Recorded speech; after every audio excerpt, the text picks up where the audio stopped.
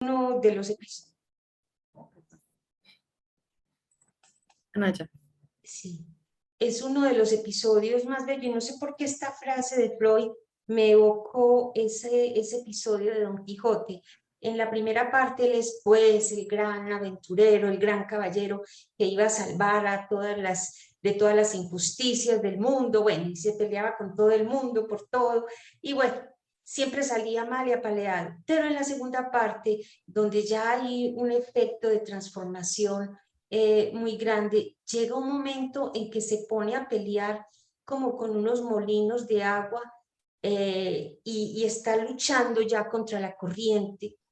Y finalmente logra como, después de un pequeño diálogo con Sancho, decir, bueno, no, yo me rindo, esta aventura no era para mí, no era para mí, eso era para otro caballero, y sale y se va.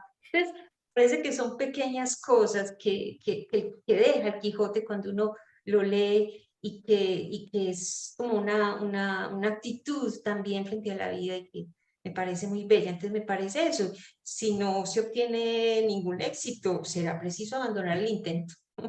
Bueno, Y, y sigamos de, leyendo. de, y de esto, de este párrafo que yo retomaba, pues voy a decir como que se me ocurren tres cosas que está. La sugestión en vigilia, o sea que en vigilia también hay sugestiones, ¿cierto? Que se imparten y ya después pues me hace pensar como en psicología de masas. Bueno, Sí. sugestiones en vigilia. Por otro lado, estas hipnosis, que de hipnosis solo tienen apariencia, pero entonces como nos dice cómo se consiguen éxitos terapéuticos, entonces dice por fuerza, es fuerza que se esté aquí en presencia de la hipnosis, es como, pues me parece que está diciendo que sería como una forma de la hipnosis, aunque ya pues no sé, estas hipnosis que no resultan ser pues como estados profundos de adormecimiento, y ya las hipnosis profundas, pues como que habría esas hipnosis profundas, otras que no lo son profundas, pero que no es lo mismo que la vigilia, o sea, que consiguen como un estado de todas maneras propicio para la sugestión y ya pues la vigilia en la que también hay sugestiones, bueno, como para tenerlo por ahí Sí, presente. ok. Entonces voy a empezar y enseguida quien se anime para que me releve. Bergheim y otros han distinguido varios grados de hipnosis, cuyo discernimiento ofrece escaso valor para el experto. Lo único decisivo es que el enfermo se vuelva o no sonámbulo, vale decir, que el estado de conciencia creado en la hipnosis se aleje tan nítidamente del habitual que al despertar falte todo recuerdo sobre lo ocurrido durante la hipnosis. En estos casos, el médico puede contradecir con gran decisión la realidad efectiva de los dolores u otros síntomas presentes, cosa que no haría de saber que el enfermo a los pocos minutos le dirá: usted me dijo que ya no tendría más dolores, pero los tuve y los sigo teniendo. El hipnotizador se afana por evitar las contradicciones que por fuerza cuestionarían su actividad. Por eso, sería de la máxima importancia para la terapia poseer un procedimiento que permitiera poner en estado de sonambulismo a cualquier persona. Por desdicha, ese procedimiento no existe. El defecto principal de la terapia hipnótica consiste en que no es dosificable. El grado de hipnosis que se alcance no depende del procedimiento del médico, sino de la azarosa reacción del paciente. También es muy difícil profundizar la hipnosis en que un enfermo ha caído, aunque como regla esto acontece con una repetición frecuente de las sesiones. Bueno, sí, yo creo que vale la pena releer Sí, despacio. sí. Entonces, en la primera partecita, Bergheim y otros han distinguido varios grados de hipnosis, cuyo discernimiento ofrece escaso valor para el experto. Lo único decisivo es que el enfermo se vuelva o no sonámbulo, vale decir, que el estado de conciencia creado en la hipnosis se aleje tan nítidamente. Ay, entonces, escucha mi otro sonando. Sí, sí, sí. Escuchamos bien.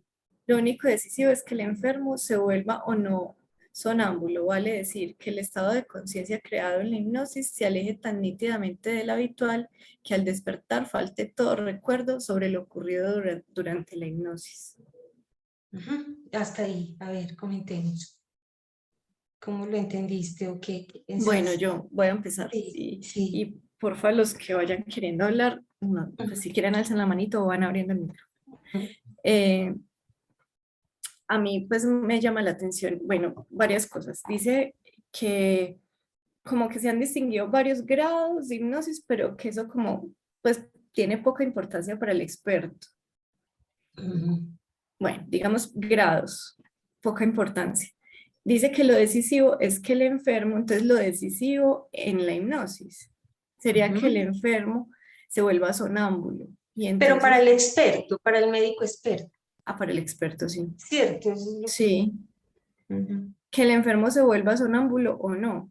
Ujú. Y pues porque esa palabra sonámbulo, como Eso, que uno ¿qué no quiere sabe bien decir? qué quiere decir sonámbulo, ¿cierto? Porque no es Ujú. algo tan claro para nosotros. Vale decir que el estado de conciencia creado en la hipnosis se aleje tan nítidamente del habitual que al despertar falte todo recuerdo sobre lo ocurrido durante la hipnosis. Entonces, Ujú. estado de conciencia alejado nítidamente del habitual, pero caracterizado principalmente porque al despertar hay amnesia, pues se olvida. Gracias. Entonces, sonambulismo consistiría principalmente en eso, en que cuando despierta del estado no hay recuerdos y Ese y que sería es el un indicio, ajá. ese Ese sería el sería el indicio, sí, indicio de que sí hubo ese sonambulismo. sonambulismo, que eso sería como lo decisivo de ese estado. Ujú. Sí, Bueno, y a ok. mí aquí era que me sonaba como un poco, como si fuera un poco contradictorio con el párrafo anterior, aunque pues tal vez no sea contradictorio, cuando nos decía que en estados que no son de sonambulismo, o sea, que se induce como una especie de hipnosis, como era que decía, una aparente hipnosis, en el que no habría sonambulismo, porque no habría amnesia y porque la persona en realidad no está dormida, aunque esté en un estado diferente de la vigilia, porque sí nos ha dicho que es un estado distinto de la vigilia. Aquí se producen también efectos terapéuticos, Eso, pero ¿cierto? Nos dijo. acordémonos que es que sí, acordémonos de eso, que se trata de alguien que finalmente no se duerme y Eso, que, exacto, y que Freud le dice, no, no, tranquilo, yo sé que no está dormido, es que ¿cierto? no se tiene que haber dormido, No se tiene que haber que dormido. le dije. Y lo de la sugestión está ahí en el hecho de que, como la define, que es estar bajo el influjo de su palabra, es ahí. Y esa La sugestión. sugestión tendría éxitos, pues puede tener éxitos terapéuticos, ¿cierto? Tal vez lo que me suena contradictorio es que diga que lo único decisivo, pues porque dice, los grados, eso no tiene mucho valor para el experto. Bueno, pero es que él dice lo Exacto. único decisivo no de la terapéutica, sino de pronto como de los grados, de Además, mira distinguir. que como está la enunciación, ¿a quién atribuye eso? Berenheim y otros han distinguido varios grados de hipnosis. Es para ellos, ¿cierto? Pero para el experto, además, pues lo decisivo es si el enfermo cae o no sonámbulo. Y continuemos a ver cómo Bueno, va. pero ya también pienso que lo decisivo, lo decisivo es saber si cayó o no sonámbulo, pero esa frase no quiere decir que sea lo decisivo en cuanto a la terapéutica, pues eso no está diciendo ahí, sino que de pronto lo Exacto, decisivo en cuanto al fenómeno, es exacto. saber Ah, si está o dormido, pues o sonámbulo o no, como fenómeno, ya hasta ahí, exactamente. ¿cierto?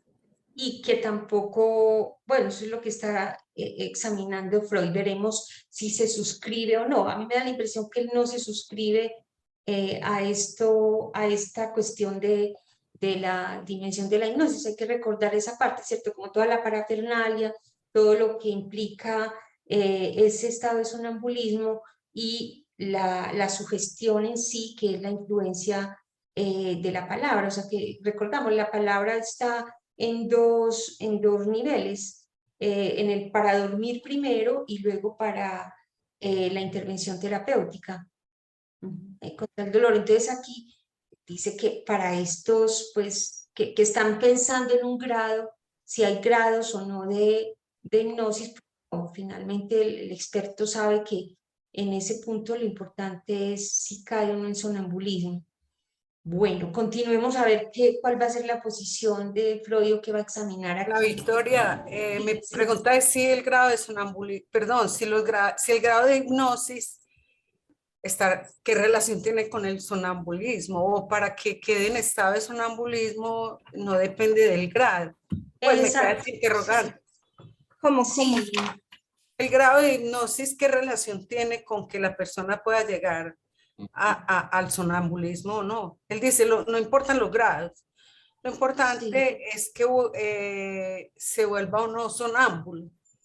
Sí, Pues yo pero diría que la relación es como que si está muy profundo es sonámbulo y pues que de pronto harán grados, pues alguna graduación, pero que Freud nos está diciendo que lo importante es como sí o no sonámbulo. Pues sí, me imagino que si está muy superficial, un poquito más, y ya si está muy profundo, entonces será el sonambulismo. Pues me imagino que es algo así serán los grados. pero No, o por la como, forma como lo dice, sí, decir, ¿quién iba a hablar? Que la o forma como lo Marlene. dices es como si no tuviera relación el sonambulismo con los grados de hipnosis. Y que no Pues una importa. pregunta a resolver en el resto del texto, solo Ujú. Sí, pero presentaba pues que parece, me queda ese interrogante. exacto, pero pareciera como que no importa. O sea, Berenjem y otros han distinguido varios grados de Ajá. hipnosis. Ok, pero dice, cuyo discernimiento ofrece escaso valor para el experto, o sea, no tiene importancia Ujú, los grados. Lo que interesa es si realmente estuvo en estado de sonambulismo o no, si ujú. recordar o no lo que ocurrió. Entonces, continuemos. En caso de que caiga en sonambulismo, ¿qué ocurre? Eso yo ¿Cierto? diría también lo decisivo para qué. Esa es una pregunta pues como a tener ahí también. Eh, y sigue. En estos casos, ¿cuáles? Ahorita, bueno, en los casos de sonambulismo, ¿cierto? Ajá, que En, cayó. en estos casos, el médico puede contradecir con gran decisión la realidad efectiva de los dolores u otros síntomas presentes, cosa que no haría de saber que el enfermo a los pocos minutos le dirá, usted me dijo que yo no tendría más dolores, pero los tuve y los sigo teniendo. Imagínese. O sea, aún el que está sonámbulo, en esos casos de profundo sonambulismo, ¿cierto? Se supone Ujú, que la sugestión del médico, usted no se va a curar de este dolor, etcétera, tendría que tener mucho efecto, ¿cierto? Tendría un efecto, pero no. Si en esos casos, ¿sí? En que el médico contradice con gran decisión el dolor del enfermo o los síntomas, eh, cosa que no haría, de saber que el enfermo a los pocos minutos le dirá, O sea, cuando no está muy profundo, yo lo que entiendo es que si yo estoy pensando que es lo decisivo es saber si está sonámbulo o no para saber cómo se actúa. Yo estoy pensando que lo decisivo es para eso, para saber cómo se actúa. No porque no sé, porque cuando está sonámbulo se puede actuar y cuando no está sonámbulo también, pero de manera diferente. Pues me está pareciendo. Porque si está profundamente dormido, se le puede decir, se le puede contradecir con decisión los dolores o los síntomas. Pero si no está muy dormido, no, porque enseguida el paciente va a decir, como, pues porque va a recordar y entonces va a responder así. Creo, pues pero, así lo entiendo yo, no sé cómo se lo pero entiende. volvé a leer porque yo creo que ahí va a poner el énfasis en el otro aspecto. Mira, ahí eres. No, casi que lo decisivo no es tanto si está sonámbulo o no, que ya lo demostró con el caso de hace 15 días, ¿cierto? La persona no se dormía, pero bajo el influjo de su palabra hubo efectos terapéuticos, aunque no estuviera sonámbulo. Fíjate, volví a leer esa frasecita que me parece que ya va en el otro orden. En estos casos, el médico puede contradecir, no, a ver, pues está hablando del Sí, sonámbulo, ¿cierto? sí. También, bueno, en estos casos, el médico puede contradecir con gran decisión la realidad efectiva de los dolores u otros síntomas presentes, cosa que no haría de saber que el enfermo a los pocos minutos le dirá esto. Ujú. Usted me dijo que ya no tendría más dolores, pero los tuve y los sigo teniendo. Curioso. O sea, usted no me ha curado. Usted me dijo que todo esto me iba a pasar y mire, sigo. ¿Pero por qué? Mira que dice, cosa que no haría, de saber que el enfermo le dirá lo siguiente. O sea, ¿qué es lo que no debería haber hecho? Sí, o que no hubiera hecho de saber que esa sería la respuesta del paciente, es decir, que no hubo éxito terapéutico. ¿Qué es lo que no debía haber hecho? Eso. Contradecir con gran decisión la realidad efectiva de los dolores u otros síntomas presentes.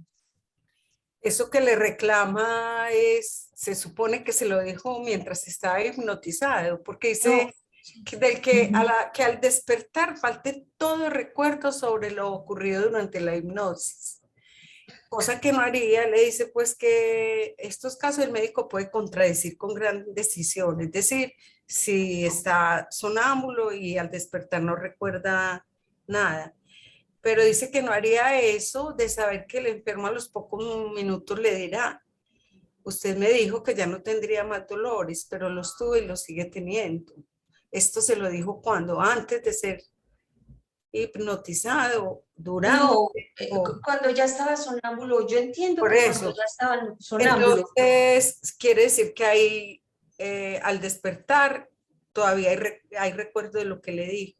Mire que en el anterior dice, el estado de conciencia creado en la hipnosis se aleje tan nítidamente de lo habitual que al despertar falte todo recuerdo sobre lo ocurrido durante la hipnosis.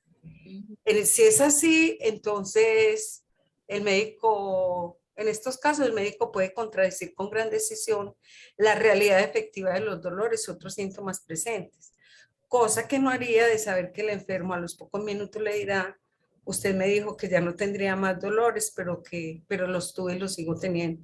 Quiere decir que ahí no hubo un estado de sonambulismo o de olvido, pues, de lo que ajá, le dijo el médico durante ese exacto. estado. Eso, no se olvidó, no Ujú. se olvidó.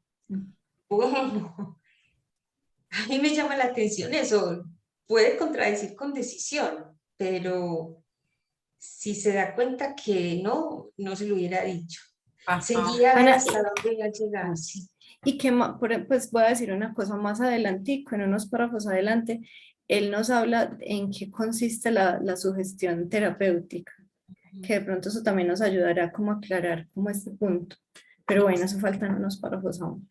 Bueno, El, el hipnotizador se afana por evitar las contradicciones que por fuerza cuestionarían su actividad. Por eso sería de la máxima importancia para la terapia poseer un procedimiento que permitiera poner en estado de sonambulismo a cualquier persona. Por desdicha, ese procedimiento no existe. así tenés razón, o sea, el tema sí central está viendo aquí cómo lo decisivo es ese estado de sonambulismo. Esa es la cuestión. Y yo sigo pensando que es como lo decisivo, como para saber qué Mm, hacer, mm, porque no es lo decisivo pues por el párrafo anterior, me parece que no es lo decisivo como para lo importante del proceso que ujú, es lo terapéutico, ujú, sino lo decisivo como para saber cómo actuar en el momento, que no es un estado de vigilia, sino un estado distinto. Entonces, si está muy sonámbulo de una manera y si no está en ese estado, pues tendrá que mirar cómo. ujú. Bueno, eso me pareció. Sí, Eh, Podría pensarse que esas condiciones le dan al hipnotizador una posibilidad de actuar calculadamente exacto. según cómo cómo vea las cosas. Claro, con más seguridad. O sea, si el otro está absolutamente sonámbulo y no se va a acordar de nada, entonces con mayor seguridad puede ser enérgica lo que diga para curarlo. Pero si no, tiene este peligro de que él se acuerde y de que, ¿cómo es que dice? genere una Eh, contradicción. exacto. ¿cierto? Evitar las contradicciones que por fuerza cuestionarían su actividad. Ujú, ujú. Podría quedarse callado, no decir, para no poner en sospecha la efectividad del procedimiento. Pero entonces si se queda callado, no hace nada. Porque de Sí, todas sí, maneras la pero idea es suponiendo seguir que es un poniendo- hipnotizador, Sí, sí, pues que le sí, interesa es ver resultados, pues no sí, está hablando de Freud, del psicoanálisis, sí, sino de la sí, práctica sí, general. eso, Como de sí, hipnotizar al otro. Ujú. exacto. Y dice, el defecto principal de la terapia hipnótica consiste en que no es dosificable. Lee esa frasecita anterior, Sí, por desdicha, por desdicha, ese procedimiento no existe. no existe. Un procedimiento que permitiera poner en estado de sonambulismo a cualquier persona. Por desdicha, ese procedimiento no existe. El defecto principal de la terapia hipnótica consiste en que no es dosificable. El grado de hipnosis que se alcance no depende del procedimiento del médico, sino de la azarosa reacción del paciente. También es muy difícil profundizar la hipnosis en que un enfermo ha caído, aunque como regla esto acontece con una repetición frecuente de las sesiones. Entre más se haga, como que generalmente más profundo se hace, parece. Pero entonces eso no es dosificable ni permite pues establecer grados como lo pensaban Berenjen y los otros. No, no es posible eso, porque todo depende no del procedimiento del médico, sino de la reacción del paciente. Nuevamente, lo que decíamos, un poco le abre espacio al sujeto. Ahí no puede hacer nada. Ajá, Ujú. ok, muy bien. Marlene, ¿ibas a decir algo? No, Ah, bueno. Ok. Bueno, necesitamos un lector para este párrafo para cambiar de voz. ¿Alguien se anima? yo leo. Eso, gracias. Si no se está satisfecho con la hipnosis obtenida, se buscarán en sucesivas repeticiones otros métodos que a menudo tienen efecto más intenso o siguen produciendo efecto cuando se debilitó el influjo del procedimiento que se aplicó primero. Estos métodos son el pase de ambas manos durante 5 a 10 minutos por el rostro y cuerpo del paciente, lo que tiene un efecto llamativamente tranquilizador y adormecedor. La sugestión acompañada por el pasaje de una débil corriente galvánica que excita una nítida sensación en el busto, ánodo de una amplia vincha sobre la frente, cátodo como muñequera, en cuyo caso la sensación de estar atado y la sensación galvánica contribuyen sustancialmente a la hipnosis. Cada quien puede inventar a su antojo procedimientos parecidos con tal que tenga en vista este fin. Perdón. Despertar mediante una asociación de pensamiento la imagen del adormecimiento y fijar la atención mediante una sensación que se mantenga siempre igual. Sensación galvánica, cuando dicen la piel galvánica es como la piel de gallina, ¿cierto? Como una reacción de la piel. Corriente galvánica, no es como Sí, una corriente eléctrica. sí, bueno, debe ser. Entendemos. Releemos entonces. Sí. Si no se está satisfecho con la hipnosis obtenida, se buscarán en sucesivas repeticiones otros métodos que a menudo tienen efecto más intenso o siguen produciendo efecto cuando se debilitó el influjo del procedimiento que se aplicó primero. O sea que si lo anterior no funciona, vienen estos métodos.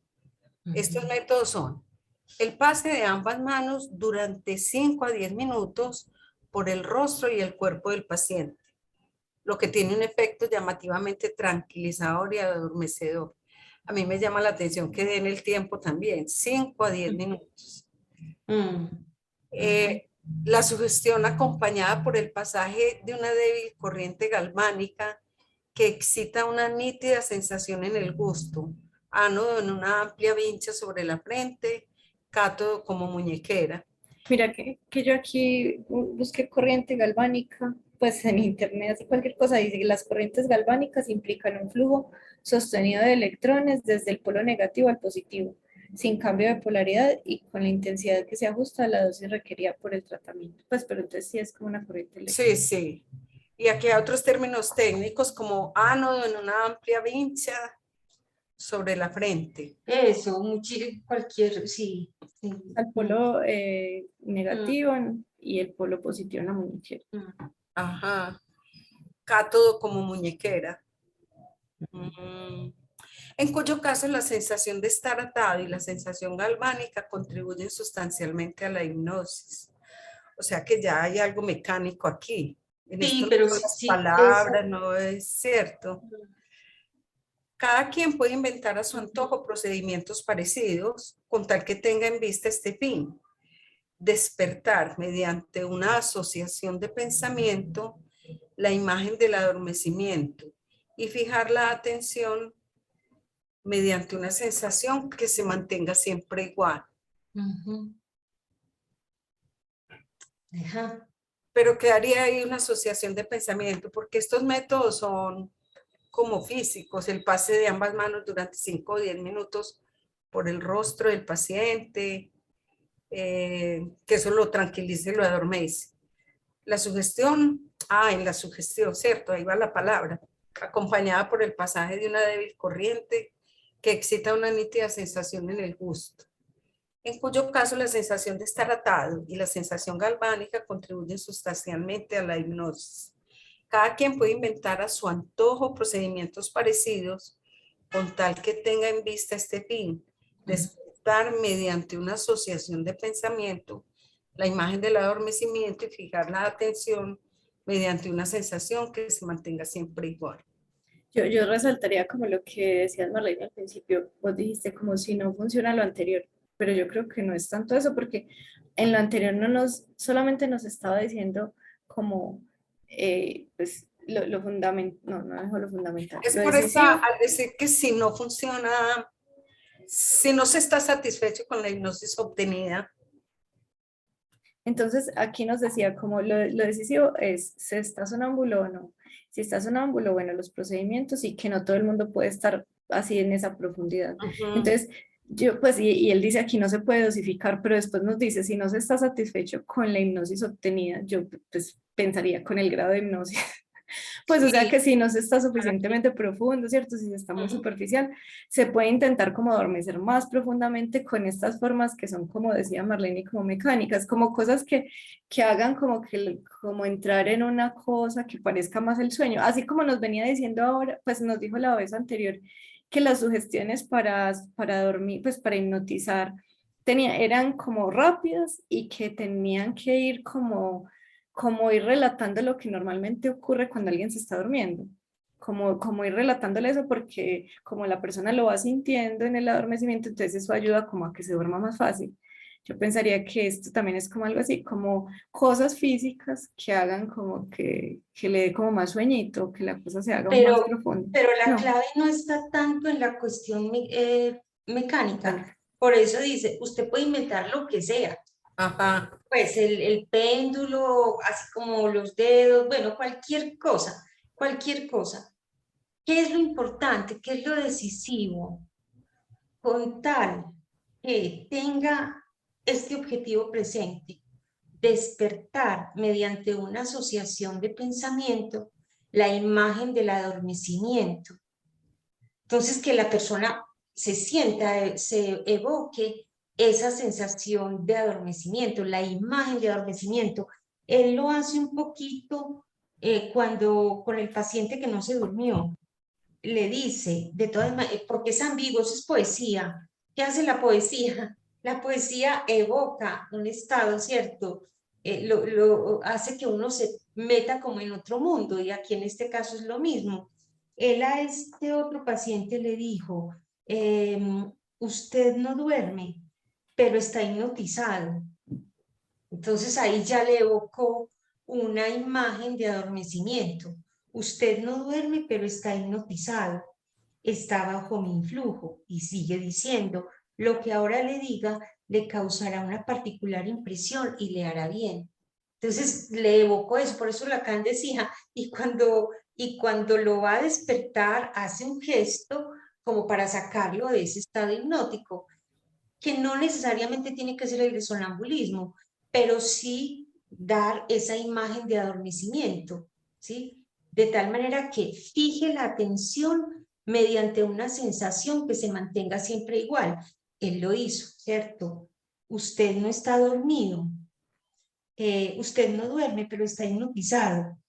Y mire lo que sigue y fijará la atención. ¿Cómo fija la atención? Lo que ahora le diga le causará una particular impresión y le hará bien. Esa es la manera de fijar la atención, ¿cierto? Que se mantenga y fijar la atención mediante una sensación que se mantenga siempre igual. Como este señor es de que le expliquen, no llega directamente como a ser sugestionado pues en el orden del dormirse, puede utilizar esto. Lo importante es que cualquiera que sea el método, las palabras lleven a esto, lleven a evocar esa sensación de estar medio dormido, bueno.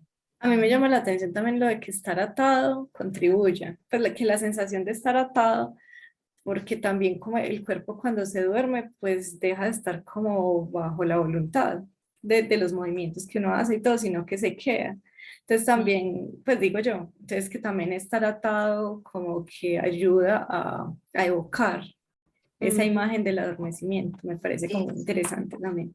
Y como este es un artículo de, digamos así, que se va a publicar como para un público amplio, es una revista como de divulgación, como un artículo de enciclopedia, entonces él hace como el inventario de lo que la gente ha utilizado, ¿cierto? Este de la corriente galvánica, por ejemplo, o de pasar la mano, ¿cierto? Él está haciendo como ese inventario. Pero sí subraya, y eso ya sí es de él, que lo importante es, no importa lo que usted se invente, es cómo genera esa imagen de adormecimiento y puede fijar la atención. Si no fija la atención, la persona no va a estar en ese estado de conciencia que permita la cuestión terapéutica. Continuamos con el otro o lo dejamos ahí, son las y 10.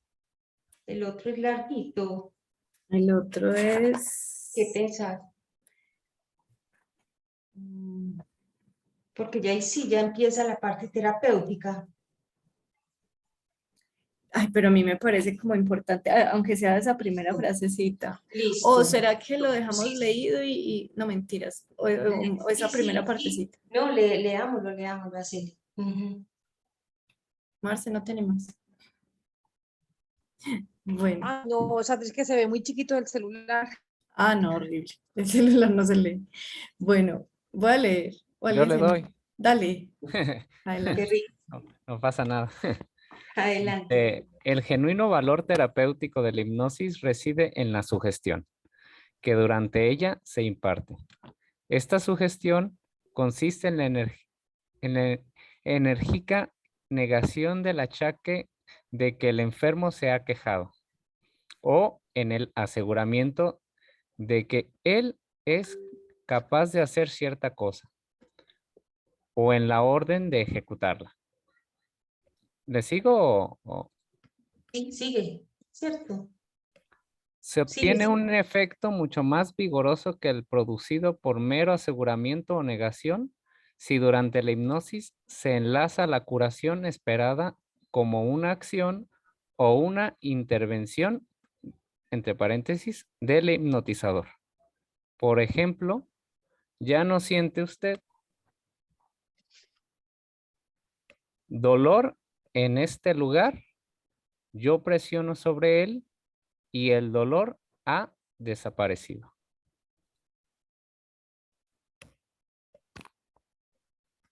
¿Será que conversamos ese pedacito y ya lo dejamos ahí? Como esa No, si frase. No, sí lo seguimos, pues, seguimos. sí, seguí, Ah, seguí. bueno.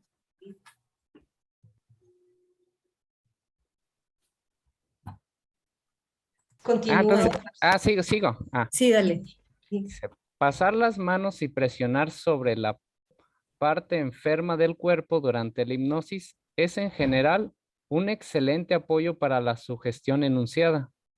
Además, no hay que dejar de esclarecer al hipnotizado acerca de la naturaleza de su padecer. Fundamentar ante él el cese de su afección. En efecto, las más de las veces no se está en presencia de un autómata psíquico, sino de un ser dotado de crítica y de capacidad de juzgar, con la única diferencia de que ahora se puede causarle mayor impresión que en su estado de vigilia. Ujú. Continúa, Omar, sí. Si la hipnosis no es completa, se evitará dejar hablar a los pacientes. Es que esa manifestación motriz disipa el sentimiento de aturdimiento que la hipnosis le provoca y lo despierta. En cambio, a las personas sonámbulas no hay cuidado en dejarlas hablar, caminar, trabajar y se alcanza el más...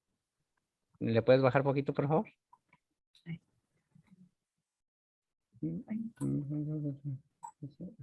El más vasto influjo psíquico si en la hipnosis se les indaga acerca de sus síntomas y del origen de estos. Ujú. Mira que hay un pie de página que dice otra alusión al método de Breuer que Freud ya estaba empleando en la época en que escribió este artículo. Me parece importante. Bien. Releamos entonces. Sí, Una pequeña, un pequeño aporte. sí. Yo recordaba que me quedé en el tema del choque galvánico, que por supuesto es una aplicación de la física llevada al terreno, en este caso, de ese psicoanálisis incipiente que estamos viendo en Freud. Pero había una base en esto, que era que decían que había un recuerdo reprimido por un lado que estaba separado de un estado afectivo, y que este choque galvánico lo que hacía era unir ese recuerdo, ¿cierto?, que estaba disociado del estado afectivo y lograba unirlo, que ese es lo que se buscaba en el método de la hipnosis. Ya, ok. O sea, tenía su fundamento, eso de Claro, poner pero la mano y sí, sí, eso. yo creo, Luis, eso, que ya ahí va Freud en ese, más cuando trabaje ya la hipnosis con Breuer, a partir del método de Breuer, sí. Claro, sí, sí. Exacto, Tal cual. donde Como ya que, hay otro elemento, sí. claro, como que ese choque provocaba una reacción nerviosa Ya, en el paciente, vamos a decirlo, y lograba unir ese recuerdo que estaba reprimido y disociado del estado afectivo. Y se ok. unía, se lograba buscar eso, ¿no? Bueno, Mm, Bueno, gracias. Bueno, entonces, aquí ya hablan del valor terapéutico. Y me parece como importante porque como arriba pues esto de Ujú.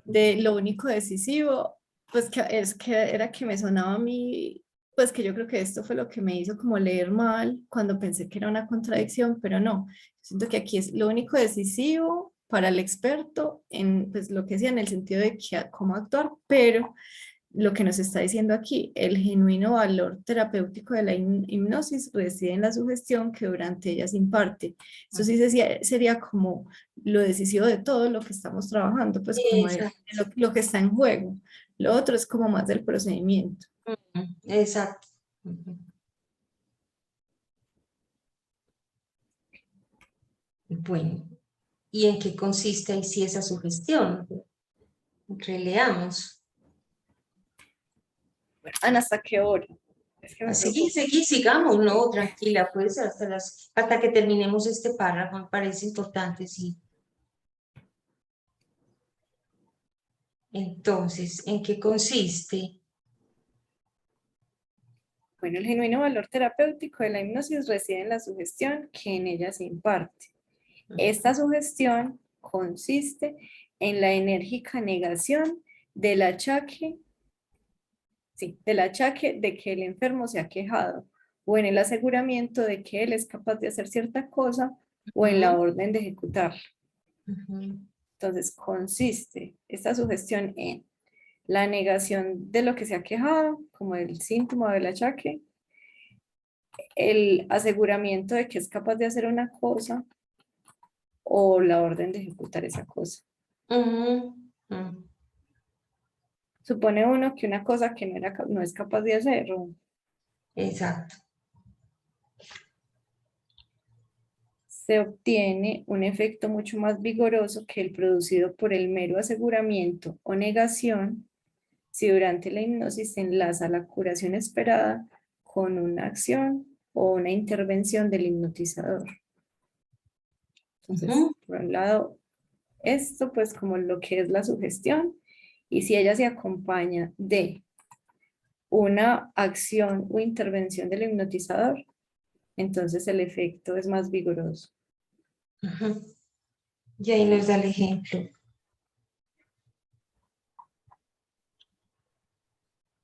Ya no siente usted dolor en este lugar. Yo presiono sobre él y el dolor ha desaparecido. Ah, hace algo concreto, procede. Ujú. Y lo dice también, ¿cierto? Exacto, las dos cosas. Como usted ya no le duele el ombligo. Ujú. Y dice, yo se lo presiono y lo presiono. Ujú. Y al presionarlo ya desapareció el dolor. Ok, muy bien, seguí. Ya Omar, si quieres leer o sigo. Ah, sí, sí le doy. Dale. Dice, pasar las manos y presionar sobre la parte enferma del cuerpo durante la hipnosis es en general un excelente apoyo para la sugestión enunciada. Eso. Y creo Es que apoyo, perdóname, la acción es apoyo para la sugestión, pero definitivamente lo importante es la sugestión. Enunciado. Mm. Continúa así, Omar, por favor. además no hay que dejar de esclarecer al hipnotizado acerca de la naturaleza de su padecer, fundamentar ante él el cese de su afección. En efecto, las más de las veces no se está en presencia de un autómata psíquico, sino de un ser dotado de crítica y capacidad de juzgar, con la única diferencia de que ahora se puede causarle mayor impresión que en su estado de vigilia. Entonces, esto de fundamentar ante él el cese de su afección, pero pues la naturaleza, ¿cierto? Eso nos dicen, no hay que dejar de esclarecer al hipnotizado acerca de la naturaleza de su padecer, fundamentar ante él el cese de su afección. Yo entiendo que como, pues no sé, yo me lo imaginé así, con ejemplo, como es que me puedo imaginar las cosas como, digamos, usted ya no tiene esa mano paralizada, yo se la muevo, mire que ya usted la puede mover, pues o algo así. Y entonces, esto de esclarecer la naturaleza sería decirle si, pues si fuera una cosa orgánica, esto no se produciría, pero ya que es una cosa que no es orgánica, bueno, no sé, yo me imagino así, pues la naturaleza como, ya que ese dolor se le quita durante la hipnosis, entonces, o algo así, pues me imagino que algo así, y que la persona, aunque esté dormida, va a poder juzgarla y que pues va a poder juzgar la explicación y que eso ayudaría como en la incidencia o en la impresión que le pueda producir. Yo me imagino como así eso de explicar o esclarecer la naturaleza. No sé ustedes cómo se lo imaginan, lo piensan. Ujú. Exacto. Yo también explicarle. Si es el dolor de estómago, lo que sea, yo presiono porque sí, presionando sobre él el dolor va a desaparecer, por ejemplo, bueno, o lo que decís vos, es de naturaleza psíquica, perfectamente lo puede mover, bueno, algún esclarecimiento, pero es importante porque dice ahí que en ese estado se puede causarle mayor impresión que si estuviera en estado de vigilia. sea, como está más concentrado, más capturado por la voz del hipnotizador, entonces puede causarle mayor impresión ese esclarecimiento. Y también me parece también que resalta la dimensión de sujeto, ¿cierto? No estoy frente a un autómata o alguien que obedece automáticamente, no, aún en ese estado, él puede juzgar, él puede criticar, o sea, sí, hay un sujeto. Y yo me lo imagino como diciendo, como si él, pues me imagino, por ejemplo, en las parálisis, que son tan complicadas. Entonces, si usted tuviera el nervio dañado, cortado, pues roto, ese brazo no se podría mover, pero entonces esto evidencia que el nervio está funcionando, entonces usted lo puede volver a mover, pues como algo así, que, que es una evidencia y que él mismo lo puede juzgar incluso en ese estado, y que le podría servir. Bueno, me parece interesante porque no es solamente explicar como lo que está pasando, así como dijo acá, yo lo presiono y se le quita, sino esclarecer acerca de la naturaleza del padecer y Sí. fundamentar como lo que está ocurriendo. Pues me parece curioso y no me lo esperaba tampoco, como que lo planteara ahí.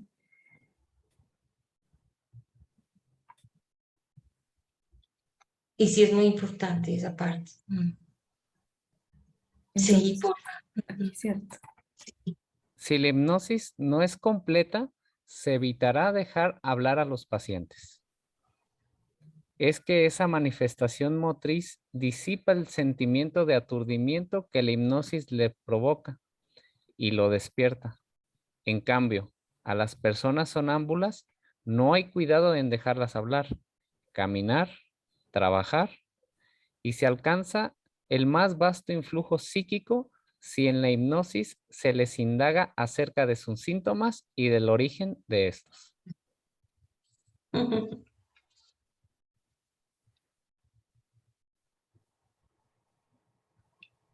Y ahí es cuando viene lo de que ya esto está, cuando ha empezado a trabajar con Breuer. Y ahí sí, lo decisivo es que ese estado de sonambulismo permite el vasto influjo psíquico. Es que es eso. No importa lo que está haciendo, no importa la manera como llega, lo importante es que haya ese influjo psíquico que permite la intervención terapéutica, pero que no se le ocurra hablar, porque el hablar lo despierta. Si habla, se despierta. Si no está bien dormido. Exacto.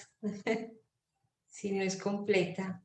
Pero a mí me parece como interesante, como este párrafo, varias cosas. Lo primero es esto, como lo más importante, lo primero, que el genuino valor terapéutico de la hipnosis reside en la sugestión que durante ella se imparte, que eso es pues como el objetivo. Y entonces ya nos dice que la sugestión casi siempre es como una afirmación de que, pues de que no se tiene tal cosa o de que se puede hacer lo que no se puede hacer, pues lo que el paciente no podría hacer con su síntoma. Y entonces nos dice que sí, que es más vigoroso si el hipnotizador pues lo acompaña de una acción. Y después nos dice pues que durante la sugestión se puede esclarecer la naturaleza también, que es como otro elemento, yo creo que lo que no nos había hablado.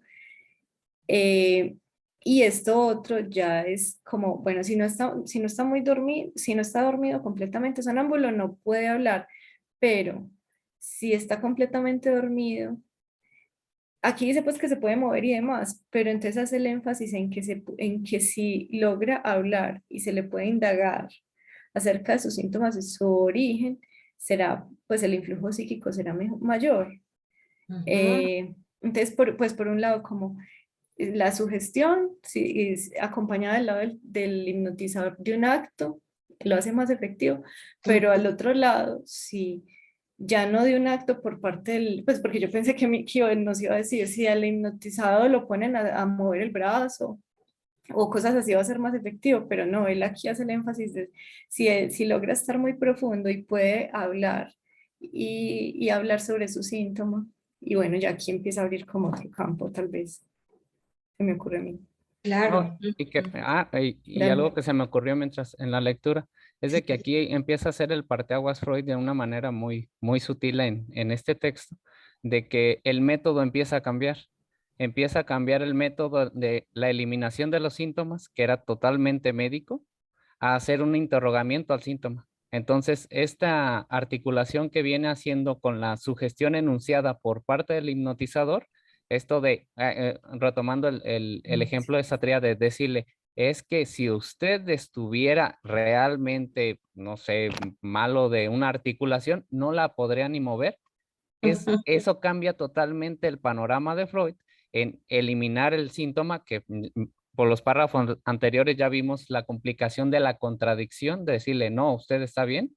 Ahora hacer ese interrogamiento del síntoma, de hacerle saber, oye, ¿y por qué crees que pasa esto? Si tú estuvieras tan mal como dices que estás, o si fuera un daño totalmente orgánico, tú ni siquiera podrías moverlo, ¿no? Entonces a mí se me hace como ya una pequeña separación que está haciendo de todo el encadenamiento médico de eliminación a una interrogación. Ah, Y exacto. Le da, ahí está la relación síntoma-recuerdo, ¿no? exacto, y le da el giro de la curación a la pequeña investigación, y que es justamente el sujeto quien puede ayudarle. Eso está súper bien. Pero sí, Bueno, qué énfasis tan importante, porque sí está muy sí, distinto. sí, Porque la sugestión es una, pues es como una frase, pero impositiva. exacto. De eso allá aquí el indagar, el preguntar, que sí Es- es una cosa muy distinta, como dice Juan. ujú. Y también como que se constata o subraya la importancia del sonambulismo, no de los grados de hipnosis, sino de que la persona se encuentra en estado de sonambulismo. Exacto. Qué maravilla. Exactamente. Súper. Bueno, esas son las sorpresitas que se encuentra uno aquí. Ahora sí, vámonos con las que nos va a, a dar la cara. Entonces, voy a presentar pantalla. Eh, eh, mm, es este. Bueno, habíamos quedado para hoy. Es este. Bueno, hoy seguimos recogiendo las verdades primeras. Lo puedo abrir en modo de presentación para que Ah, quede más grandecito. eso. Gracias. Entonces, este. Entonces, vamos recogiendo esas verdades primeras para llegar a la lectura del anfitrión de Molière. Y una de estas tiene que ver con la mujer y el matrimonio. Esta imagen pues me pareció como muy pertinente, que es un matrimonio civil en el siglo XIX en Suiza, donde ella está firmando el contrato matrimonial. Vamos a ver la importancia. Y habíamos quedado en que esta era la pregunta: ¿cuál es la razón del conflicto en la pareja entre la palabra empeñada, ¿cierto?, en el matrimonio incluso en la mera convivencia, entre la palabra empeñada y las vicisitudes imaginarias de rivalidades, de peleas, de discusiones, etc.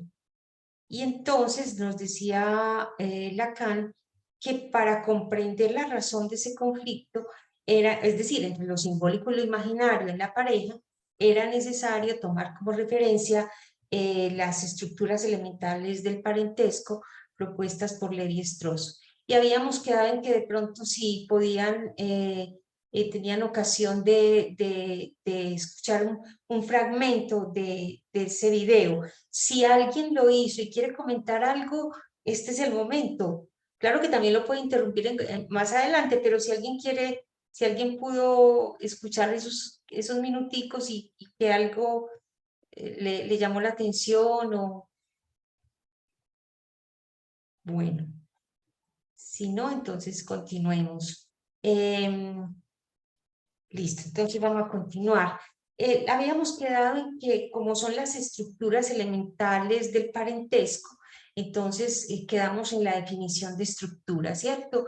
Habíamos dicho que esta definición es la más sencilla, que es un conjunto de elementos de la misma naturaleza, pero de valor diferente que entran en relación para cumplir una función, y lo pusimos con el ejemplo de una lengua, que efectivamente es un conjunto de elementos de la misma naturaleza, los fonemas que lo componen, y que esos fonemas son de valor diferente, por ejemplo, los vocálicos y los consonánticos.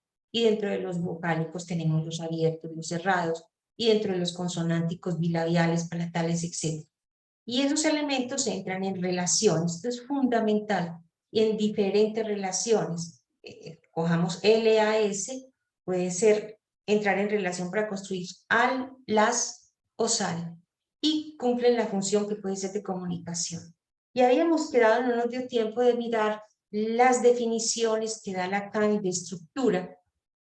Hay uno de los criterios que consideramos en las lecturas en estas lecturas fundamentales, y es un criterio que él mismo nos da. Cuando queremos saber el significado de una palabra, es necesario recorrerla en diferentes acepciones, no quedarnos con una sola, para tener como una panorámica de lo que es ese significado. Entonces, por eso seleccioné como las diferentes momentos, hay muchísimas más, pero seleccioné estas que me parecieron representativas y que nos pueden dar una idea de lo que es para él una estructura. Entonces, en el seminario 1, por ejemplo, dice que la situación analítica es una estructura, o sea, el analizante y el analista forman una estructura. Eso me parece muy ilustrativo, pues como punto de partida.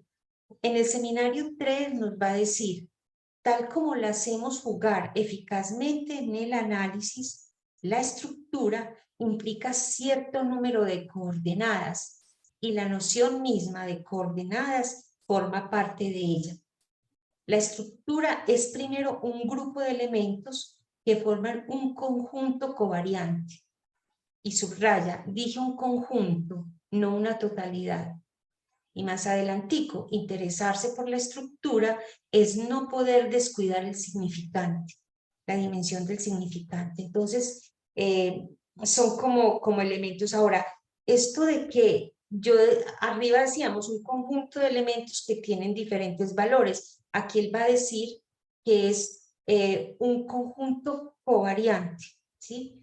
¿Qué significa un conjunto covariante? Yo no sé nada de matemáticas, pues, pero me encontré que, vean en esta imagen, esto se los voy a poner, se los puedo recomendar, en el minuto 30, este señor dice qué son las variantes y las covariantes. Entonces, estas son las coordenadas, miren, estas son las coordenadas de un vector, ¿sí? Estas son.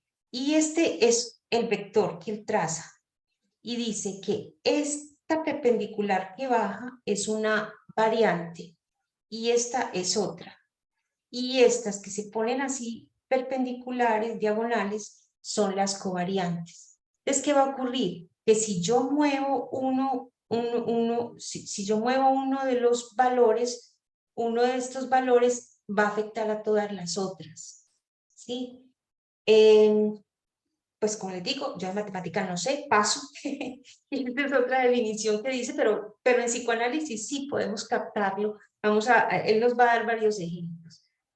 Dice, la covarianza es el valor a través del cual se refleja en qué cuantía dos variables cualesquiera varían de forma conjunta respecto de sus medias aritméticas. Así, esta medida nos permite conocer cómo se comportan las variables en cuestión respecto de otras variables. Buscando un ejemplo, pues hay varios ejemplos clínicos, pero se me ocurría uno que tal vez es de actualidad, y es la estructura que forman dos sujetos que están de moda en este momento de plena actualidad, que son, ayer escuchaba lo que dijeron el presidente de Ucrania y Putin respecto a la guerra que se está llevando a cabo. Cuando uno escuchaba a Putin, uno decía, pero este señor está diciendo algo que corresponde, que depende de lo que está diciendo ¿cómo es que se dice? Volodymyr Zelensky, bueno, el de Ucrania. Y si uno mira, ahí hay una estructura, porque lo que el uno dice, sí, pero además, ellos son dos elementos, pero cada uno está dependiendo o tiene otras variables. Entonces, el de Moscú decía, Putin decía, si Occidente le manda más armas potentes a Ucrania, entonces yo voy a hacer esto, lo de la amenaza nuclear. Fíjense, si esa covariante, ¿sí?, que es Occidente, le manda armas a este, que es digamos, el otro de esa... Yo sé que tengo el micrófono y la cámara pasada. Entonces el otro va a reaccionar de otra manera. Eso es fundamental. Si estoy perdiendo, entonces hago esto porque los otros le están ayudando con esto. Entonces, ese es un elemento como de la manera como se da esa covariación. Veamos más adelante, porque vamos a encontrarnos ya la estructura en la pareja, ¿cierto? O sea, una pareja es una estructura. Lo que hace un integrante de la pareja afecta al otro y viceversa. O sea, son realmente elementos covariantes y donde no hay solo dos variables, sino 4, ¿sí? Y puede haber más, ¿cierto? En juego.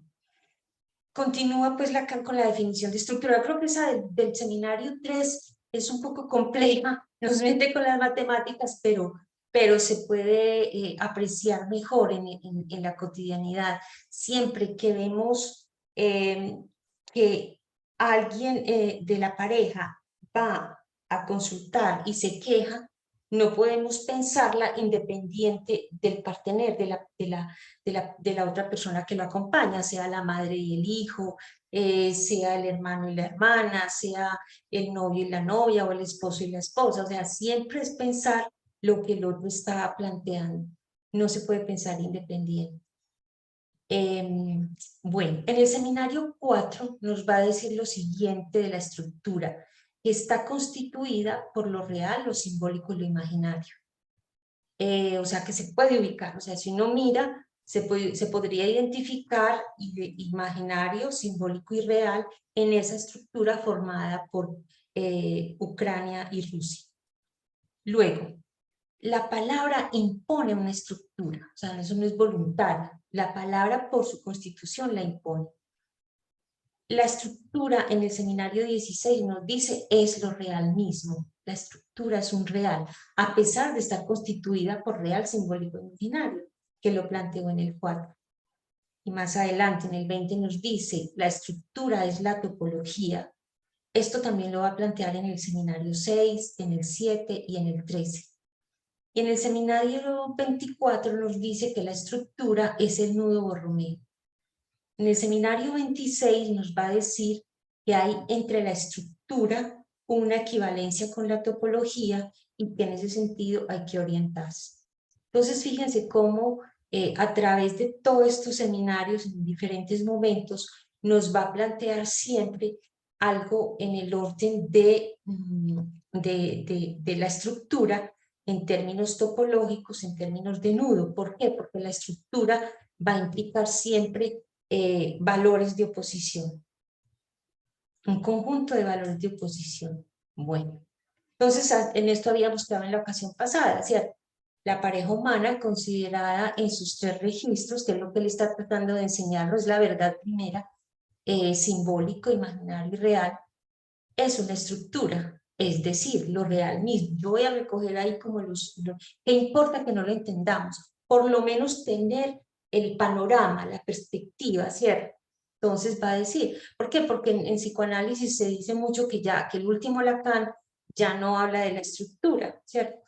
Que la mandó a recoger, que ya pasó de moda, no, mire que nos está diciendo cómo la hace análoga al nudo Borromeo, por ejemplo. Además que en el nudo Borromeo, ustedes saben, está real, simbólico e imaginario, o sea, los 3 registros que constituyen una estructura. ¿Qué hace? Que veamos las cosas desde la perspectiva de una estructura. No todo el mundo, las mira de esa manera. Pero si estamos desde esa perspectiva, también podemos reconocer en esa estructura una topología y un nuevo Romeo. Esa es pues como toda la invitación que nos hace la enseñanza de Lacan. Ahora, ¿por qué? ¿Por qué la pareja humana puede considerarse como una topología, como una estructura? Pues porque nos está enseñando a reconocerla en nuestros registros.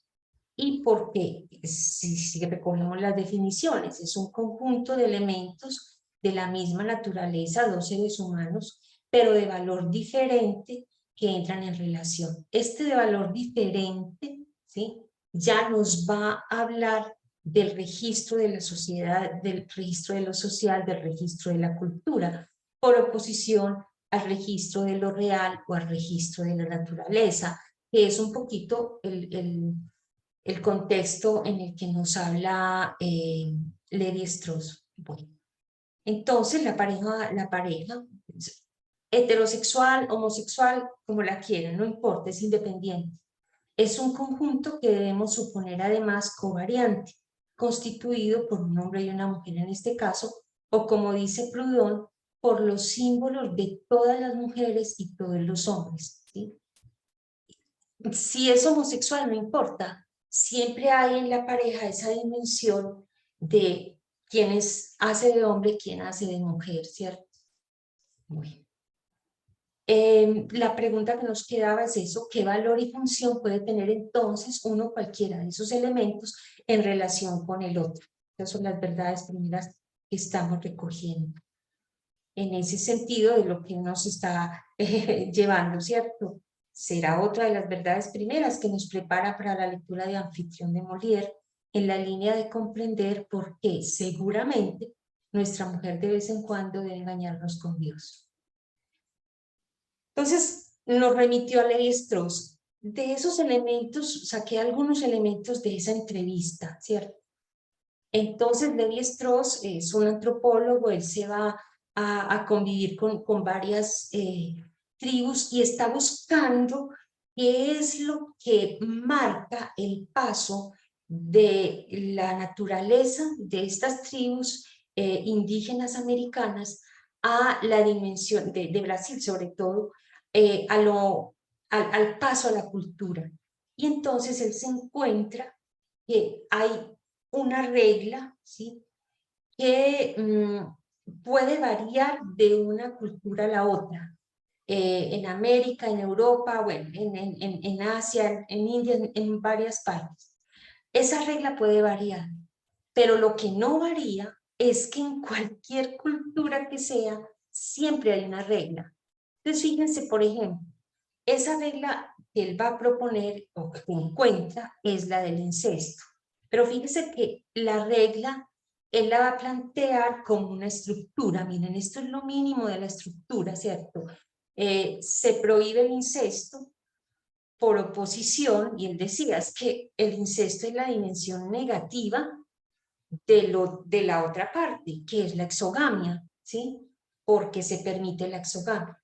Se prohíbe el incesto, pero su reverso es que se permite la exogamia. Ahora, esa regla puede variar porque en algunas tribus el incesto puede estar dado entre primos o entre tíos y sobrinos, ¿sí? Y eso es lo que se prohíbe, pero obliga siempre a ir por fuera de esa regla.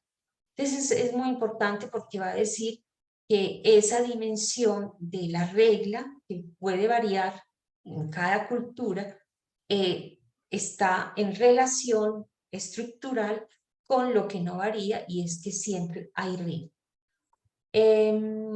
Nos va a decir que la cultura, entonces, voy aquí abajo, la cultura implica reglas particulares que no son universales, y la naturaleza, leyes universales que no son reglas.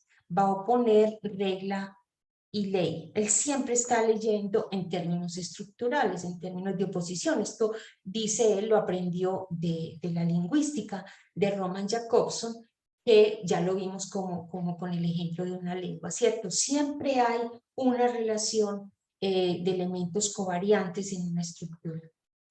Y va a decir lo siguiente, va a concluir: la prohibición del incesto es una regla que tiene el carácter restrictivo y particular, pero que en tanto universal se hace ley y permite explicar el paso de la naturaleza, las leyes de la procreación. Sí, la ley de la procreación es así, ¿cierto?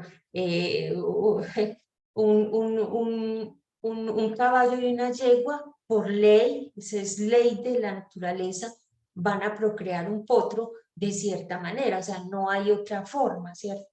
Y ese paso de la naturaleza, de la ley, a la cultura, que ya la cultura implica ya no solo que someterse a una ley de la naturaleza, sino decidir entre quiénes se va a cumplir esa ley, ¿cierto? Eso ya es la cultura. Entonces, las leyes de esta ley del incesto, que es universal, que se ha comprobado en todas las culturas, se ha comprobado su existencia, va a ser entonces aquella que permita explicar el paso de la naturaleza a la cultura. Ahora, en esa prohibición del incesto que permite la exogamia, va a implicar unos intercambios matrimoniales o unos intercambios de alianzas, que son solo, dice él, un aspecto de los intercambios que se dan siempre en cualquier sociedad, no importa cuál sea su grado de desarrollo o de civilización, entre comillas, ¿cierto? Intercambios económicos, rituales, de bienes, etc. Entonces, los intercambios matrimoniales son solo un aspecto, ¿cierto? No es el único. Bueno, ya me voy a Lacan, ¿cierto? Lacan. Vamos a leer algunas cositas de ahí, pero simplemente saco como el esquema. Nos va a decir, en una cultura, el objeto de intercambio original, primero, es la palabra. Y dice que lo toma de Levi-Strauss. Y que en esa cultura a veces está esta estructura social que es la de la alianza, ¿sí? De cómo se establecen los lazos en la cultura. Entonces dice que la mujer define el orden cultural, ¿sí?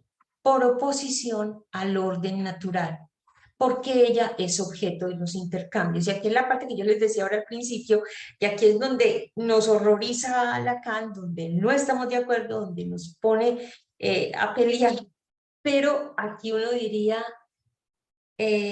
despacio, voy a leer despacio, porque esto revuelca con todo lo que, con los ideales, digamos así, sociales y los discursos sociales, y más en este momento.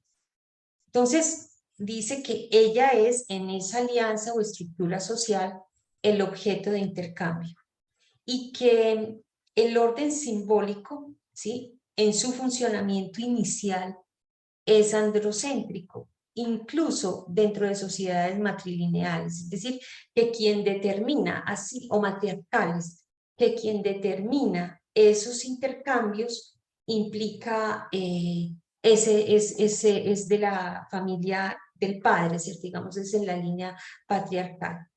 Pero nos dice que ese orden simbólico, que en su funcionamiento inicial es androcéntrico, incluso dentro de las sociedades matriarcales o matrilineales, ha tenido correctivos a lo largo de la historia, pero que no deja de ser un hecho fundamental para entender la posición disimétrica de la mujer en los vínculos amorosos y en su forma socializada, que es el vínculo conyugal. Entonces, porque esa es la causa del conflicto, ¿cierto? De lo que no cuadra dentro de una pareja. ¿Qué correctivos se hicieron? Perdón, aquí esto está pésimamente mal redactado, me disculpo. ¿Qué correctivos se hicieron al funcionamiento inicial androcéntrico del orden simbólico. Nos va a decir que la noción moderna de matrimonio, como la entendemos ahora, es la del consentimiento mutuo, es decir, el matrimonio por amor, digámoslo así, que es una novedad introducida en la perspectiva de una religión de salvación que confiere predominio al alma individual, digámoslo así, el cristianismo, ¿cierto? Pero que esa noción moderna de matrimonio, que es la del consentimiento mutuo, mire que en el anterior era el intercambio de las mujeres. Nosotros sabemos cómo son, por ejemplo, en la Edad Media, ¿cierto? Y todo lo que es la época de los reyes, de las reinas, o sea, eso no importaba si se querían o no. O sea, Juana la Loca se casó con Felipe el Hermoso porque le tocaba, o sea, independientemente si lo conocía, si estaba enamorada de él, si quería o no. O sea, era el intercambio neto, ¿sí? Nada que ver con el amor. En cambio, esta dimensión del consentimiento mutuo entra después de que el catolicismo empieza, digámoslo así, a cristianizar a la gente del pueblo que vivía en unión libre, y le decían que si vivían en unión libre, que si se querían, que la cuestión era regularla, ¿cierto? A través del matrimonio, del sacramento del matrimonio. Ahora, esta noción moderna del matrimonio como consentimiento mutuo, ¿cierto? Donde la mujer puede decidir, es todo lo contrario de lo que ocurría con los reyes desde la Edad Media, ya recubre, dice Lacan, y enmascara la estructura inicial. Había una estructura inicial que tenía el carácter primitivamente sagrado del matrimonio. O sea, que va a oponer el matrimonio de consentimiento mutuo al carácter, al matrimonio que tenía un carácter sagrado primitivamente, digamos así, a una estructura inicial, androcéntrica. Ya vamos, esto lo veremos en la próxima, en qué consiste ese carácter primitivamente sagrado. No es de que el contrato pase a ser el matrimonio religioso, no, es de otro orden. Aquí lo que se está contrastando es si la mujer consentía o no a casarse, ¿sí? Eso es lo que está puesto aquí en oposición. Bueno, y dice que este matrimonio de consentimiento mutuo prevalece de tal manera que las revoluciones actuales no acabarán con esa noción moderna, ¿sí? De casarse, pues lo sabemos, el matrimonio para todos, ¿cierto? Es de consentimiento mutuo, independientemente de la elección sexual de cada pareja. Pero eso hace olvidar otros momentos de la historia del matrimonio, ¿sí? Que son muy importantes y que nos van a hablar de la función de la mujer ahí. Dice, entre los romanos, por ejemplo, había personas que tenían realmente un nombre por ser descendientes de los 30 fundadores de Roma, o que podían llegar a ser emperadores y emparentarse con ellos, que son, ustedes tal vez lo recuerdan, los patricios o nobles. Ahora, la alianza entre ellos tiene un carácter altamente simbólico que le es asegurado mediante ceremonias de naturaleza especial. Pero había otros que no tenían nombre, ¿cierto? No tenían nombre del padre, por decirlo así. Estos eran los que tenían pues toda esa descendencia patriarcal. Y estos que no lo tenían eran los plebeyos o innobiles. Y el contrato era de consentimiento mutuo o concubinato. Fíjense que no es tanto, decía ahorita, el matrimonio moderno es de consentimiento mutuo, sí, pero resulta que en Roma también lo había desde el principio. Y ese era un contrato que se llamaba el concubinato que conocemos, ¿cierto? Ese contrato de consentimiento mutuo, concubinato, al final del imperio se fue generalizando también entre los patricios, entre la gente noble. ¿Por qué? Para separar, a fin de mantener, dice Lacan, estas comillas, de mantener independientes los estatutos sociales de los miembros de la pareja y muy especialmente los de sus bienes, ¿sí? Mientras que podía, por otro lado, estar en concubinato. Yo le escuché en alguna ocasión a alguien, a un historiador que decía eso, es decir, en muchas culturas el matrimonio no tiene nada que ver con la dimensión del amor, porque se piensa que el matrimonio y de quién se ocupe de los bienes y de los hijos es una cosa muy seria. Eso no se puede poner a los vaivenes, no se puede someter a los vaivenes del amor, ¿cierto? O del consentimiento mutuo. Son dos cosas que van separadas. Entonces, un poco como que en esa línea vamos.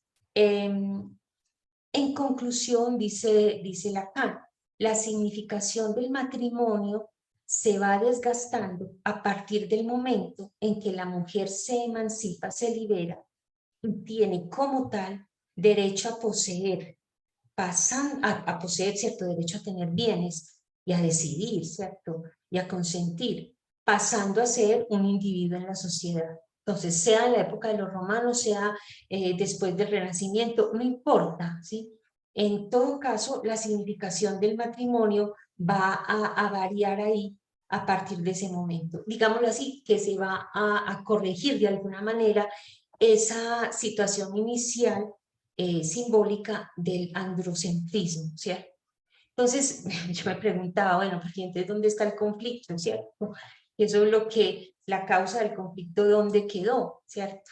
Y entonces lo voy a poner, yo creo que nos quedan unos, es que son las 9 ya, pero yo lo voy a poner simplemente, es que las mujeres aquí, ¿lo ven? Sí. Bueno, esto está, seguramente que lo Yo veremos. no, allá sí. Sí, bueno, lo veremos, pero nos va a decir que en esa, fíjense, esta dimensión de que la mujer sea objeto de intercambio en estas sociedades, en esta estructura inicial de lo simbólico, ¿cierto? Va quedando, eso es inicial, se le van superponiendo otras maneras de pensar y de mirar las cosas, ¿cierto? De asumir ese orden simbólico que se va corrigiendo. Pero la mujer, aquí lo dice, la mujer aquí abajo, la mujer es introducida en el pacto simbólico del matrimonio como objeto de intercambio entre los linajes fundamentalmente androcéntricos. Pero mire qué diferencia en la que marca Lacan, dice, no diré intercambio entre los hombres, no diré que es el intercambio entre los hombres, sino entre los linajes. Los hombres son soportes efectivamente de esos linajes, pero el intercambio es entre linajes esencialmente. Y dice, comprender las diversas estructuras elementales es comprender cómo circulan a través de estos linajes esos objetos de intercambio que son las mujeres. Y yo me imagino que a muchos de ustedes se les está arrugando en las tripas, pero ¿cómo así que objeto? ¿Cómo que una mujer objeto, cierto? Pero no, es pensarlo en esa dimensión, ¿cierto? En la dimensión simbólica, cómo se intercambian. Y aquí nos viene a dar la causa de todo el asunto. Este hecho de que la mujer esté comprometida así en un orden de intercambio en tanto objeto, da a su posición un carácter fundamentalmente conflictivo, sin salida, diría. Literalmente, el orden simbólico la somete, la trasciende.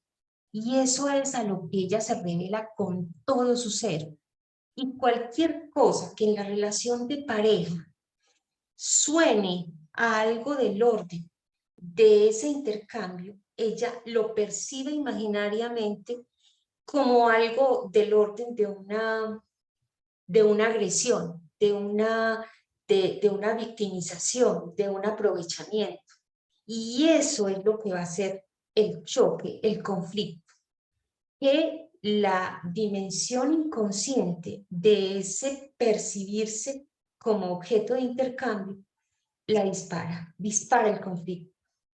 Voy a terminar con esto que me parece también importante porque para dar la idea de qué es cuando nos metemos en la dimensión de lo simbólico. Dice, todos los hombres prudonianos, que dijimos la vez pasada, es aquí, todos los hombres prudonianos es aquí el hombre universal, y al mismo tiempo es el hombre más concreto y el hombre más trascendente. Callejón sin salida al que es arrastrada la mujer por su función particular en el orden simbólico. Para ella hay algo insuperable, digamos, inaceptable en el hecho de ser colocada en posición de objeto en un orden simbólico. Es inconsciente, ¿sí? Al que por otra parte está sometido enteramente al igual que el hombre, al igual que el hombre. Eso es muy importante. Y para esto, dos cositas para cerrar, y es una, en la carta robada de Poe, uno se da cuenta de ese intercambio. Lacan nos hace caer en cuenta cómo, y viene la carta, hay en él un efecto de feminización. Esto es independientemente de si se es hombre o mujer, ¿cierto? Es esa dimensión de la relación estructural de la pareja humana. Ese es un punto importante, como para que veamos que no es cuestión solamente del sexo femenino. Y en segundo lugar es eso, la guerra entre Putin y Ucrania justamente es eso, o sea, la cólera de Putin es porque ha perdido, pero perder para él es algo del orden de la humillación, es algo del orden de lo mismo que Zelensky, por eso prefieren perder gente, perder partes fuertes, o sea, la cantidad de gente que ha muerto es impresionante, y cuando yo los escucho digo, pero esta gente que está pensando, o sea, por encima de la vida humana, están poniendo su, ¿qué? Hombría, a ver quién gana, porque el que pierda es el humillado, es el ofendido, es el que está en la posición femenina, y eso es absolutamente insoportable. Bueno, ya nos fuimos hasta las 9:05, pero dejemos por hoy aquí. Estas son las cosas que les quería comentar. Sí, decir. No, que yo pensando como en la relación de esto pues con lo que usted nos decía, que esto es como un camino hacia el texto de Molière. ¿Ah? Pues yo pensaba, pues porque no lo logro hacer como el enlace que usted nos venía hablando al principio cuando estábamos en el primer, ¿cómo es que se llama la obra? Anfitrión. Anfitrión, que estábamos hablando del yo, pues como del, o sea, ¿tiene algo que ver con eso o no? Claro. O eso es para introducir el orden simbólico Sí, en relación claro. con el sujeto y el yo, pues como... Exactamente. Porque es que el orden simbólico, ¿sí? Él lo dice, es la función, la función simbólica está dado en términos del compromiso de la palabra, ¿sí? De una palabra empeñada. Entonces, lo que está en conflicto es la palabra empeñada en el matrimonio y la dimensión imaginaria de rivalidad, de narcisismos encontrados. Entonces, cuando se está en el amor, cuando se llega al matrimonio, pues claro, tiene esa palabra empeñada que empieza a cruzarse con la dimensión imaginaria, que va a dar todo el traste, y es una pelea y es una guerra igualita que la que vemos hoy entre diferentes naciones, ¿cierto? ¿Por qué? Porque el pacto simbólico, que sería el que garantizaría de alguna manera la cultura, ¿sí? Se ve atravesado, ¿sí? Por la dimensión imaginaria del yo, que es absolutamente narcisista y que está en la dimensión de quién manda, ¿sí? ¿Quién humilla a quién? ¿Quién es el víctima? ¿Quién es el victimario? Es que yo no me dejo, ¿sí? Porque es que usted me la va a montar, ¿sí? Como hablaba Putin ayer, o sea, lleno desde su perspectiva de humillación por haber perdido, por el retraso, pues por lo que está perdiendo últimamente. Pero es la humillación la que lo hace hablar. Nada del orden simbólico entra en cuenta, y lo mismo el otro. y que lo castiguen, pedía Zelensky, que lo castiguen. Yo quiero un pacto de, miren esto, quiero un pacto de paz, pero si hay castigo. Entonces, castigo es humillación para el otro, que está leyendo la dimensión imaginaria y el pacto, la dimensión del pacto de paz está absolutamente contaminado de esa dimensión yoica, que es un poquito lo que vamos a tratar de ir. Esto es lo que nos está preparando, nos está diciendo por qué hay ese conflicto en la pareja entre esas dos dimensiones, y es por eso, porque la mujer o quien esté en posición de femenina no acepta de ninguna manera, se revela con todo su ser, y los dos se revelan con todo su ser a esa posición de objeto, objeto de intercambio en la relación simbólica, en la dimensión simbólica. Entonces uno dice, uff, de suerte, ahí a veces pasa. Ese ejemplo que usted pone de muy pertinente, ¿cierto? Y muy actual del conflicto que hay entre Rusia y Ucrania. ¿Cómo será pertinente el ejemplo que, por ejemplo, Lacan decía, la estructura, dice, es una máquina que pone en escena al sujeto. Y decía que la estructura es la estructura del lenguaje. O sea, yo escuchando, por ejemplo, escuchando a Biden en Estados Unidos, hoy hacía eso yo, y a Putin, que ordenó la movilización general. Vemos cómo ahí yo decía, bueno, ¿dónde está acá lo real, lo simbólico y lo imaginario? Bueno, Eso. en lo que habla cada uno, estamos lógicamente en lo simbólico, porque él mismo Lacan dijo la estructura es la estructura del lenguaje. Y lo imaginario son, bueno, todos esos temores que tiene, por ejemplo, Putin de que lo van a atacar, por un lado. Y yo decía, pero ¿dónde está lo real? Porque determinar lo real es mucho más difícil. Lacan decía lo real es aquello que está más allá de todo lo que uno puede escuchar, todo lo que se dice y todo lo que pasa.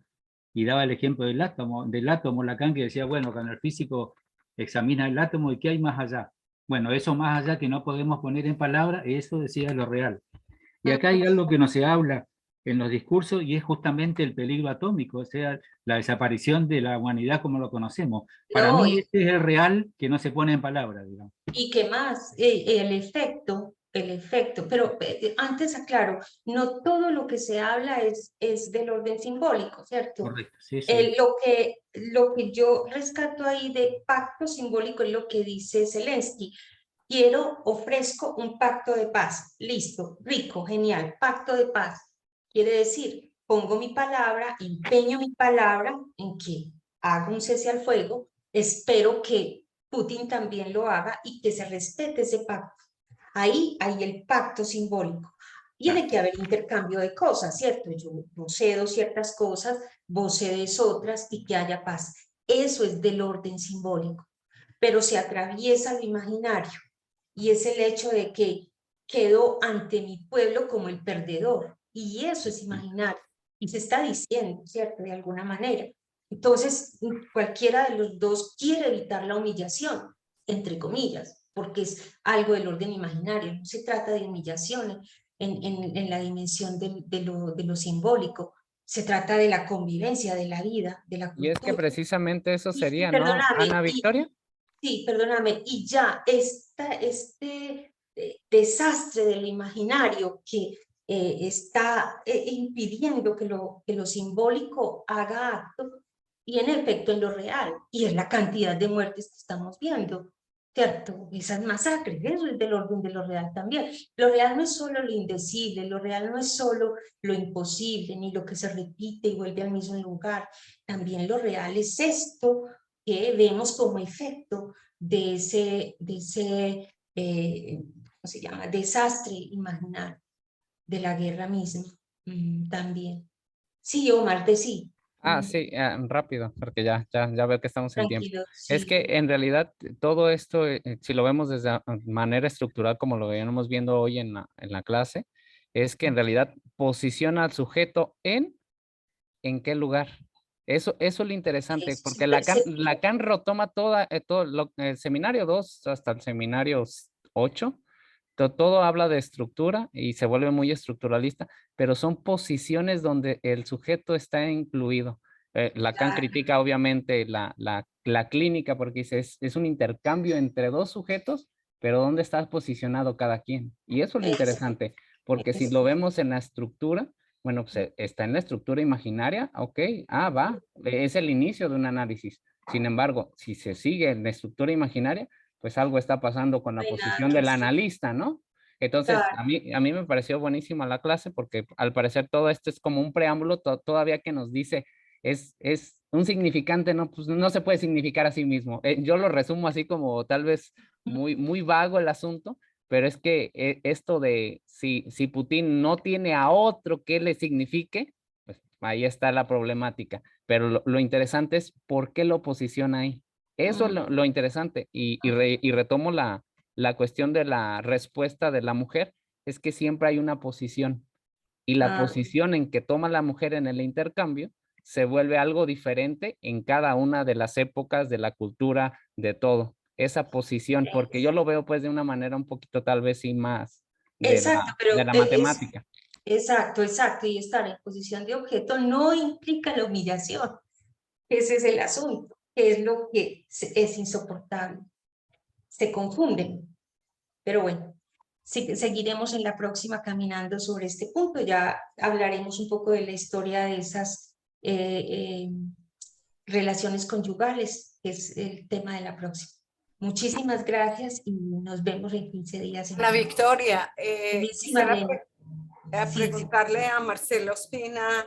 Yo estuve viendo la cátedra de salud mental sobre el abordaje en personas en riesgo suicida, que me parece muy interesante, que con usted he aprendido que valorar cada una de las formas de abordar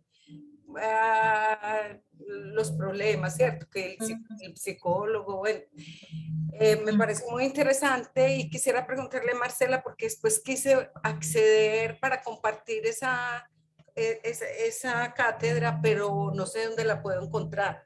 Ah, te la paso por correo, Sí, porque la tuve que, sí, en la página me tocó hacer una corrección, entonces te la puedo pasar, te la pasas a Tría, puede ser.